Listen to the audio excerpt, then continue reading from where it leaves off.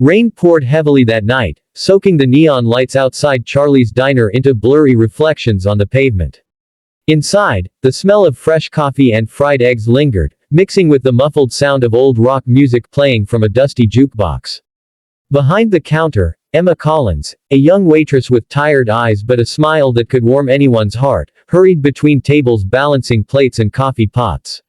She had no idea that by the end of that night, her entire life would be turned upside down. She'd lose the job she depended on most, all because she chose kindness over rules.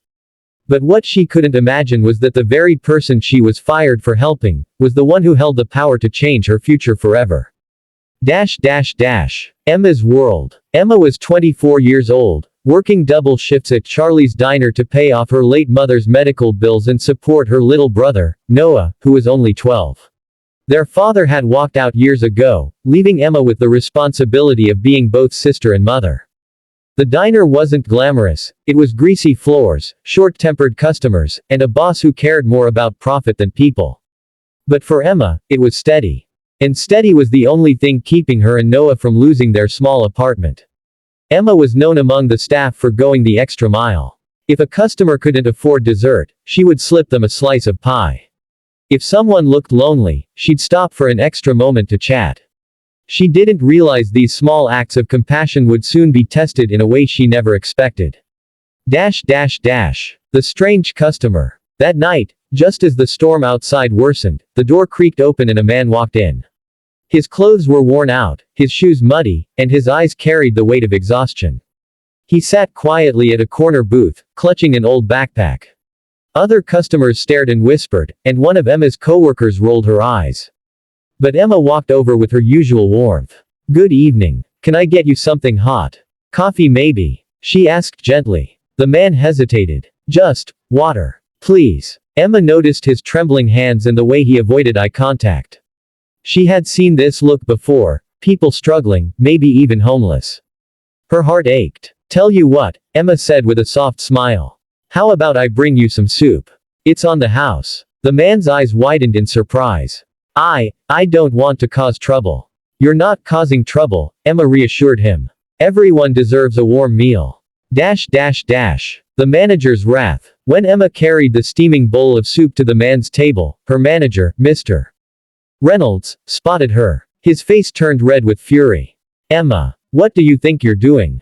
he barked. Startled, Emma turned. "He hasn't eaten. I just thought." "You thought?" Reynolds snapped, his voice echoing through the diner. "This is not a charity. Food costs money, and we don't give handouts to freeloaders." Emma glanced at the man, who was shrinking into his seat from embarrassment. "Please, Mr. Reynolds," she whispered urgently. "It's just one bowl of soup. I'll cover it from my tips."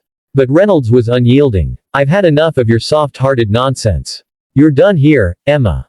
You're fired." The diner went silent. Customers exchanged shocked glances. Emma's throat tightened, but she stood tall. She looked at the man, who seemed torn between gratitude and guilt. With a shaky voice, she said, "It's okay. Don't worry about me. Just enjoy your meal." And with that, Emma untied her apron, placed it on the counter, and walked out into the storm. A night of despair. Emma trudged home through the rain, her clothes drenched, her heart heavier than ever. How was she going to tell Noah? The rent was due in a week. The bills kept piling up. And now, no job. When she reached their small apartment, Noah was waiting by the window, his homework spread out on the table. You're late," he said, rushing to hug her. But when he saw her red eyes, his smile faded. "What happened?" Emma hugged him tightly, trying to hide her trembling.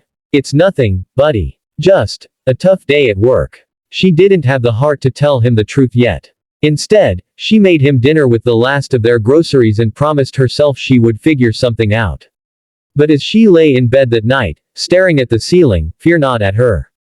What if she couldn't? The shocking return. The next day, Emma was woken by a knock at the door. She opened it to find the very man she had served the night before, only this time, he looked completely different. He wore a sharp suit, his posture confident, and his eyes kind yet determined. Emma blinked in disbelief. What are you doing here?" The man extended his hand. "Emma, my name is Daniel Harris. I'm the owner of Charlie's Diner, and about 30 others across the state. Last night, I was visiting Undercover to see how my staff treats customers. And you showed me something extraordinary. Emma's jaw dropped. You're the owner. Yes, Daniel said with a gentle smile. And I owe you an apology. I should have stepped in sooner, but I needed to see how things would play out. You went against your manager's orders to help someone you thought was in need. That act of kindness, it showed me the true heart of this business. Emma's eyes filled with tears. But, I lost my job. No, Daniel shook his head. You didn't lose it. In fact, if you'll accept, I want to offer you something more. I want you to become the assistant manager of the diner. Your compassion and integrity are exactly what this company needs. A new beginning. Emma was speechless. Assistant manager. But, I'm just a waitress. You're not. Just. Anything, Daniel replied firmly. You have leadership, empathy, and the courage to do what's right. Those qualities are priceless. At that moment, Noah peeked from behind the door, wide-eyed. Emma, is he serious? Daniel chuckled. Yes, young man. Very serious. Emma laughed through her tears, hugging her brother tightly. For the first time in months, she felt hope flooding back into her life. The turning point. When Emma returned to the diner the next day, Reynolds, her former manager, turned pale at the sight of Daniel walking beside her. Mr. Harris. I didn't expect. Daniel cut him off coldly. I saw everything last night. Your lack of compassion, your disrespect toward both staff and customers, it ends today. You're relieved of your position effective immediately. Reynolds sputtered, but Daniel didn't waver. He turned to Emma and said loud enough for everyone to hear, Emma Collins will be stepping in as assistant manager.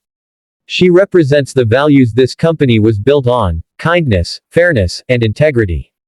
The diner erupted in applause from both staff and regular customers.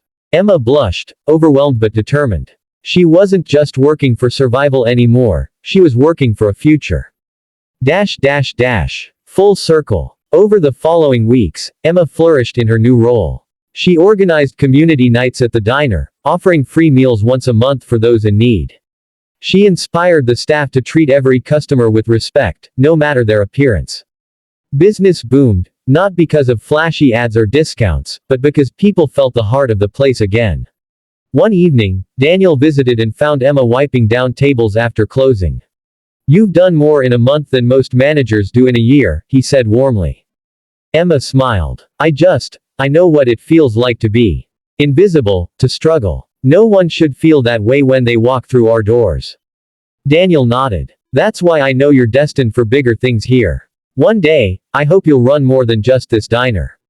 Emma's eyes widened. You really think so? I don't think, Daniel said with certainty. I know. The inspiring message. Emma's life had changed completely, because of one act of kindness. What seemed like a mistake, what cost her job for a moment, became the very reason she found a greater purpose. And as she tucked Noah into bed that night, he looked up at her and whispered, I'm proud of you, Emma. Tears filled her eyes, but this time, they were tears of joy. The storm that had once seemed endless was finally clearing, replaced by a horizon filled with possibility. Because sometimes, the world notices when you do the right thing, even when it costs you everything. And in Emma's case, it changed everything.